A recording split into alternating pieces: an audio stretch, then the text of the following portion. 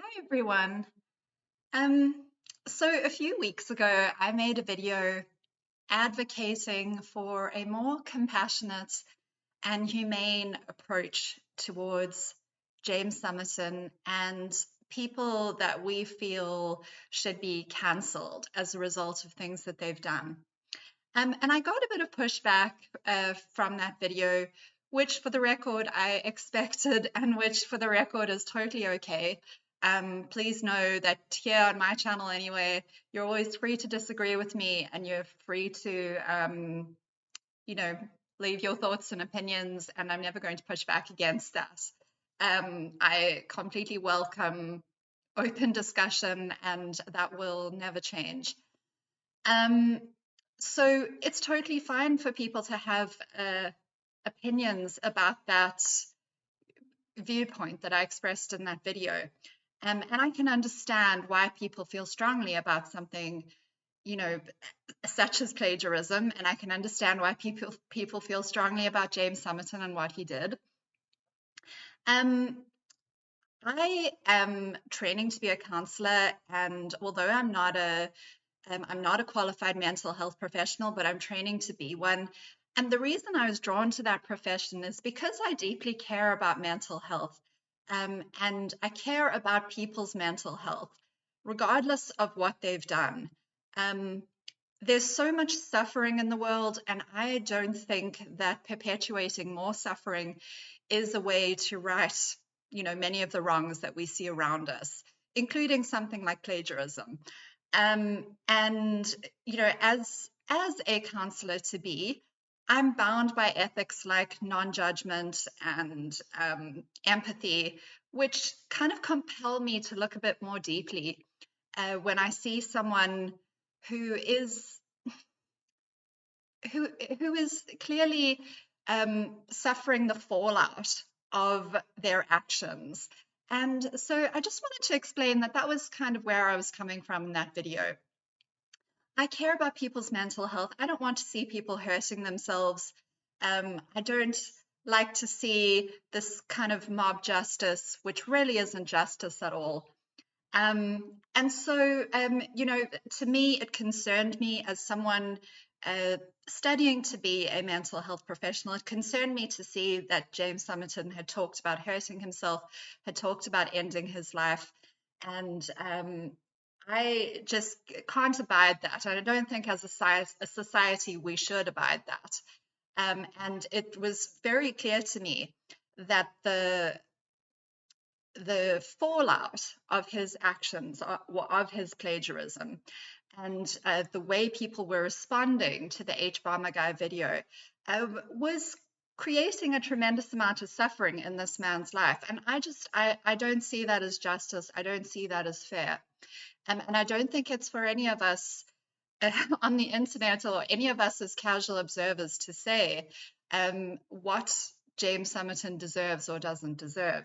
I think at a bare minimum, as someone who is in the mental health field, at a bare minimum, people should be helped and people should be given a chance to redress what they've done.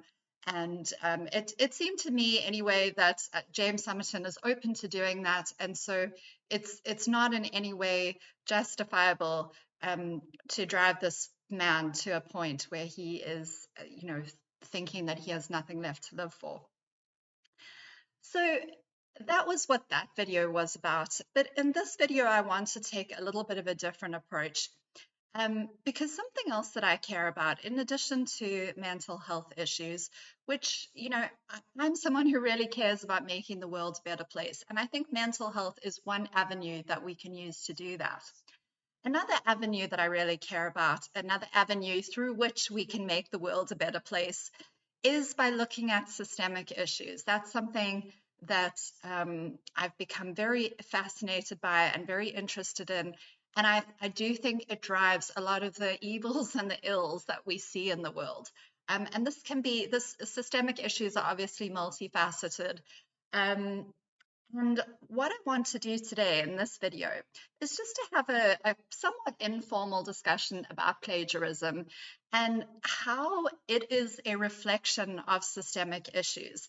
And maybe once you've listened to what I have to say and you've heard me out, this also might cause you to feel a little bit differently about an issue like plagiarism, and about, James Summerton's actions as well.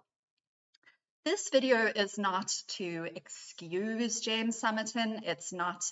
To uh, it's not to come out in favor of him or anything that he's done. I'm not a fan of James Summerton.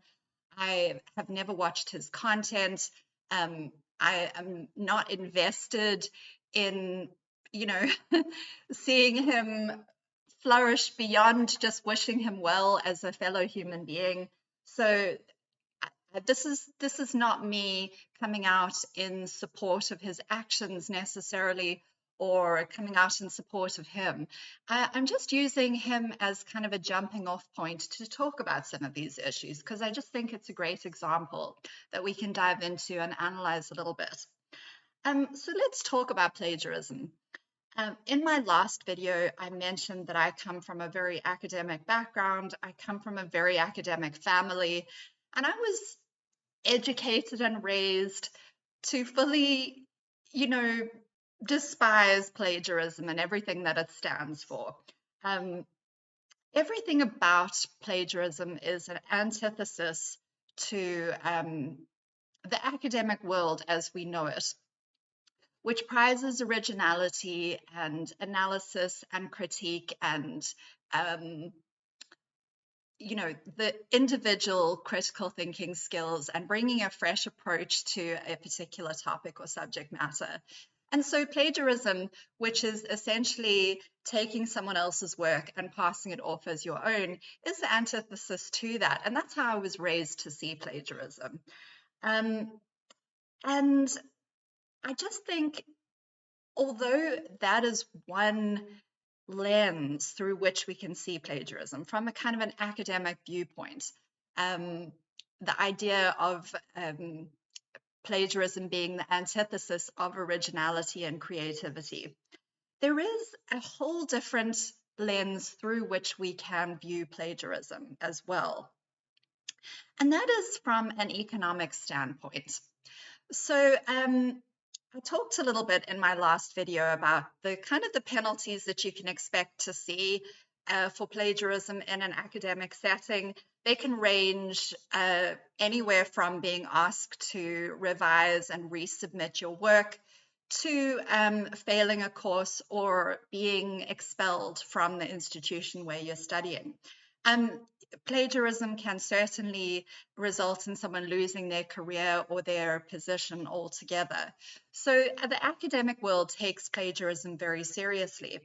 But in an economic sense, plagiarism also deprives the person who created the original work from the monetary benefit that they would potentially have seen from that work. So if you take someone's original creative work and pass it off as your own, and you benefit monetarily from that, in a certain sense, you have taken that income away from the original creator.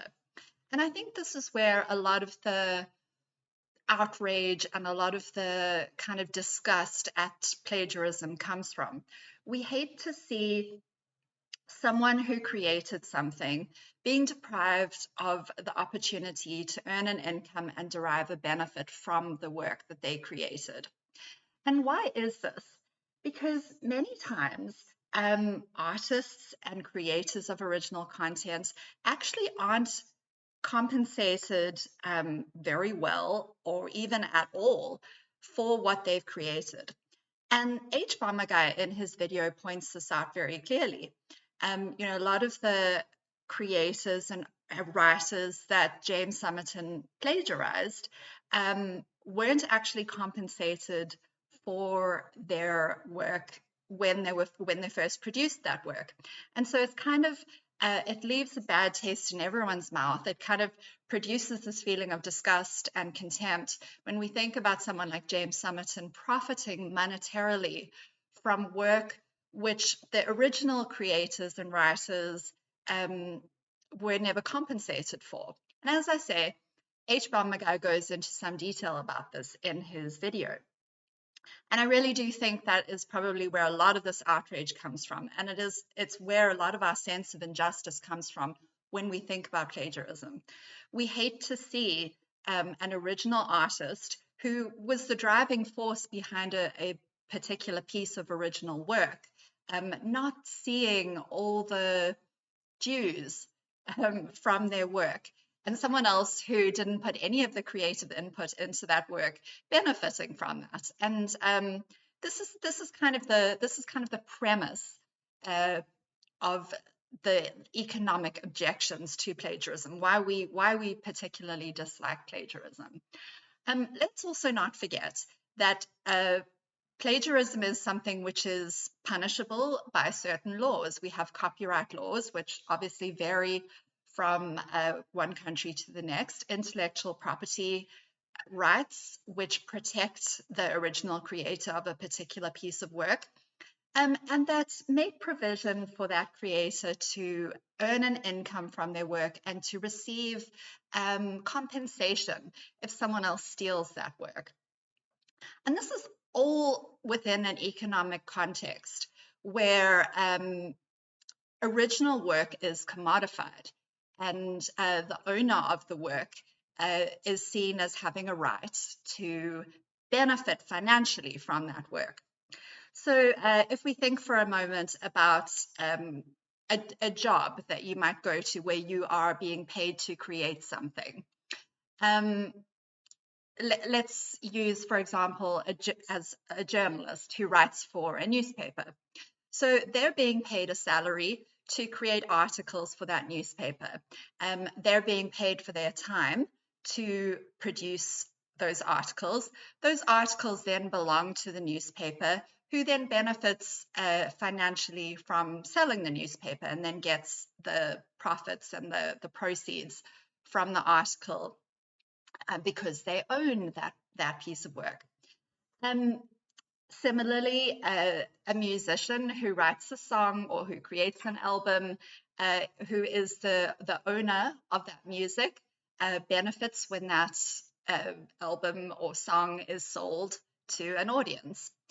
Now, in all of these examples and many, many others that we could think of, who is the one who benefits from financially from the work?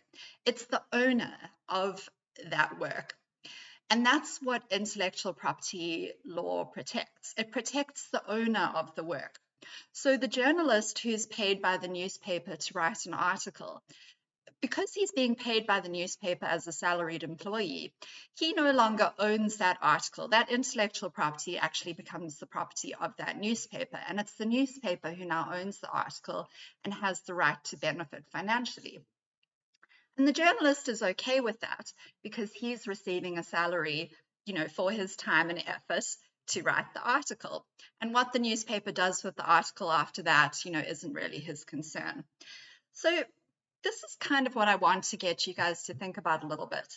And I must say this, these thoughts have come about from my own kind of research and thinking into the mechanisms of capitalism and the ways in which we earn an income and the ways in which, a lot of these mechanisms are exploited in a capitalist economy. So if we take an example of a writer, to go back to the plagiarism and the James Somerton story. So we take an example of a writer who is commissioned by a publishing company to write a book, say, for example. And the publishing company says, okay, we will pay you once the book is completed. And the author or the writer writes the book, is paid for his work, and so let's say the publishing company also says, well, we'll pay you royalties from the proceeds of the book sales. So that writer then continues to benefit from that process of creating that book, even after the completion of the book, even after the process of creating the book is complete. He continues to earn an income. And let's say the publishing company also says, well, you will be able to retain the intellectual property rights to the book, and we will just take the bulk of the profits from selling the book as compensation for us publishing the book. So that writer then has an incentive to protect his ownership of that work, even after the completion of his labor to write the book. But now, let's say, in that same sort of scenario, the publishing company agreed to pay the writer a salary every month that writer spends writing the book. So let's say they work out a contract where the writer says, okay, well, it'll take me a year to write this book. And the publishing company agrees to pay the writer a salary each month of that year.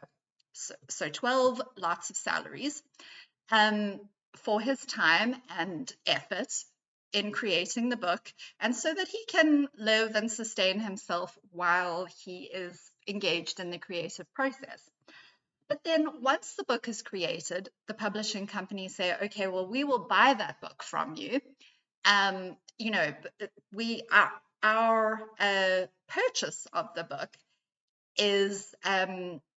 has been completed by the fact that we've paid you while you created it. But once it is finished, it belongs to us, and all the profits of that book then come to us. So at that point, the writer has been paid for his creative effort, and the book is now no longer in his hands. He has no more ability to benefit from the book or from any proceeds that might result from the book after that, because he's been paid for his time, he's been paid for his labor in creating the book. And the book now effectively belongs to the publishing company. The writer has nothing more to do with it. Do you think that writer is now going to necessarily care if that book is then reproduced by someone else, and someone else then manages to kind of benefit from that book in some way? Not as much. He has already been compensated for his time, and the book now no longer belongs to him, essentially. So there might be a lingering kind of sense of, oh, well, maybe the prestige or the recognition of having written the book. He might still want that, but he's not going to be as outraged because he's already been properly compensated for his input and his effort and his time and labor in creating the book. And I really do think that this is a lot of what is driving the outrage when it comes to plagiarism. It's the fact that people who originally created the work are not properly compensated for their efforts.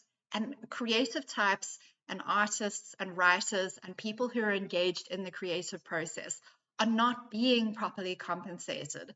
And I think that is actually where we need to direct our outrage.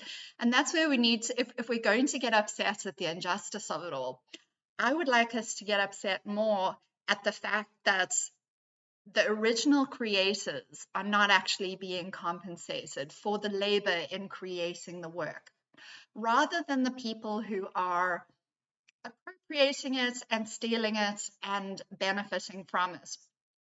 Because again, let's not forget that this is a whole power imbalance that we're talking about. The original creator, the original writer, if they're not someone who's wealthy, if they're just an ordinary person, they essentially have very little power.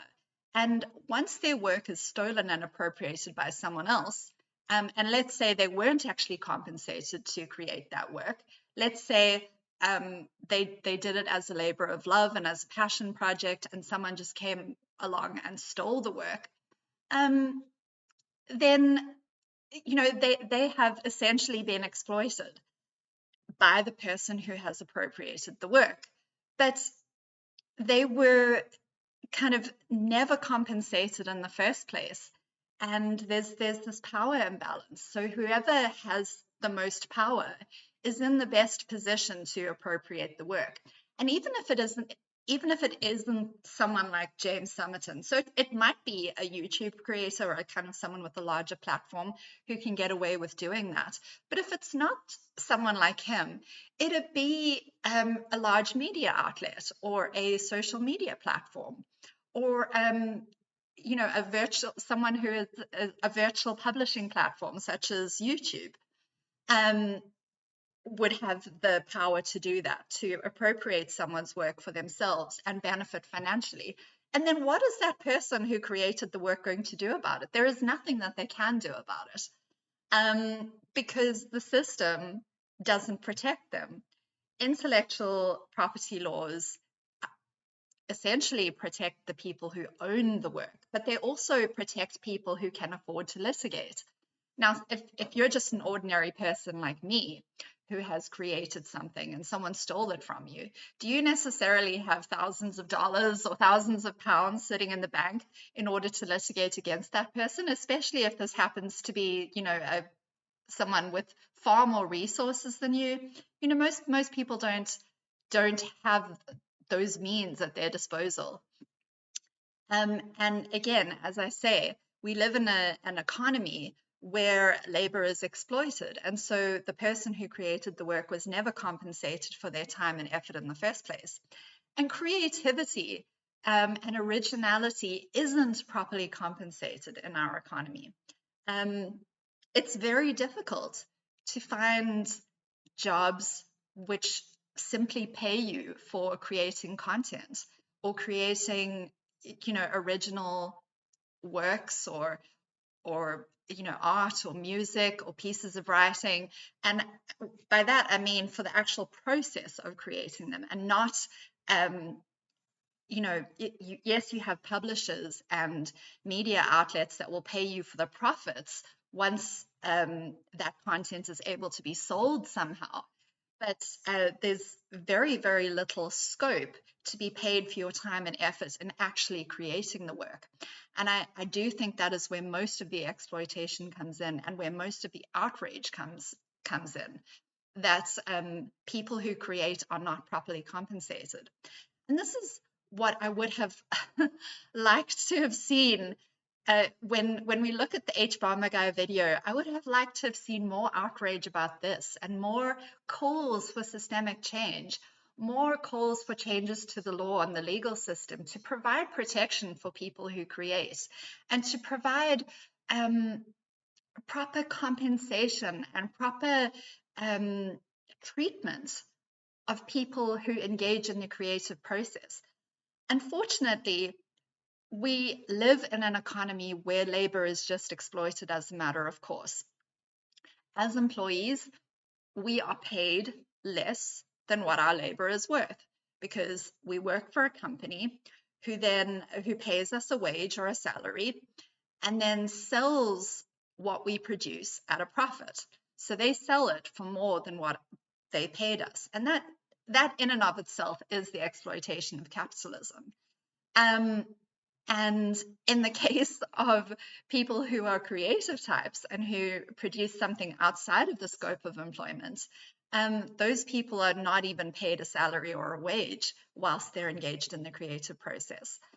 They're only paid if their work actually sells. And in many cases, they're stripped of their, as I illustrated with my examples earlier on, they're stripped of their ownership rights. In addition to that, there might be, a publisher or a media outlet might come along and buy the work off them, and then sell it at a profit and take ownership of the work, so that original creator is never able to benefit. from their work ever again, aside from that one-off payment. So this is where I would like to see people's outrage being directed, rather than at the likes of people like James Summerton, who, yes, like James Summerton is clearly an opportunist. I think we can all see that. He saw a kind of a system that he could exploit for his own financial gain. But who should we really be upset at? James Summerton, the opportunist, or the system itself that allows that exploitation to happen? Because if it wasn't James Summerton, it just would have been someone else. And this is the problem with getting upset at individuals and for demanding this kind of moralistic justice when we see individuals doing things that are wrong within, an unjust system. We kind of we bay for their blood and we call for their head and we call for them to be cancelled. But all that's going to happen is that a new person is going to come up to take James Summerton's place, because all those mechanisms that I've just described that exist in capitalism to exploit labor and to exploit people who create in favor of those who own, all those mechanisms are still there in our society and in the system that we live in. If we truly want to redress the wrongs of plagiarism, if we truly want to, see plagiarism kind of dying off and to see people not being harmed by plagiarism, we need to look at it from a systemic point of view. And unfortunately, in H. Guy's video, he specifically discourages people from looking at the issue systemically. He actually says in his video that he doesn't think that any sort of systemic change should be attempted. And that is unfortunate. Because if we look at the media platforms, so if we're looking at it from a capitalist point of view, we have to look at who are the owners, who are the capitalists, who are the ones doing the exploiting. And of course, the ones benefiting the most of all are the true owners of production.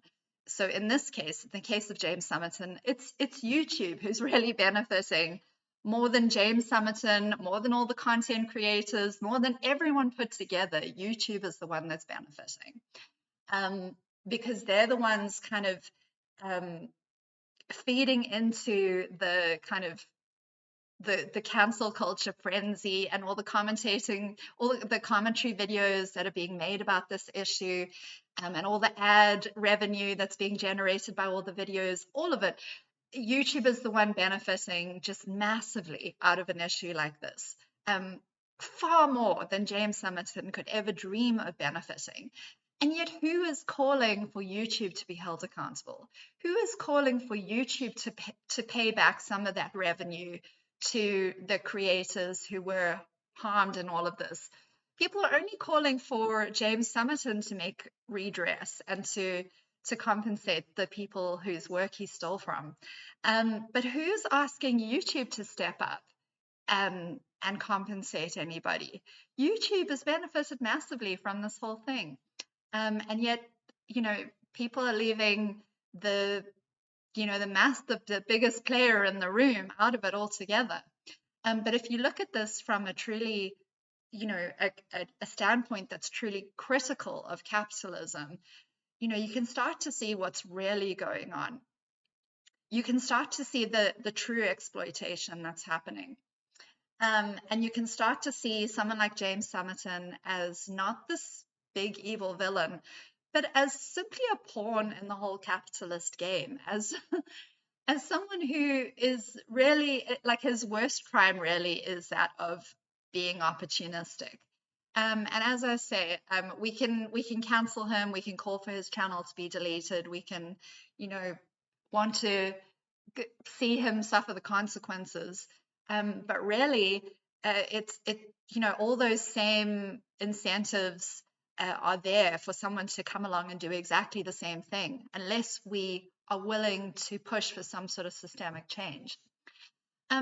So I could honestly talk about this for hours, but I don't want to keep repeating myself. I just wanted to kind of make this this discussion video. Hopefully it was somewhat coherent, and hopefully it gave you something to think about. I just wanted to make it as, something which was thought-provoking, and just to encourage dialogue about this, and just to encourage us to see these issues in a bigger picture kind of a way.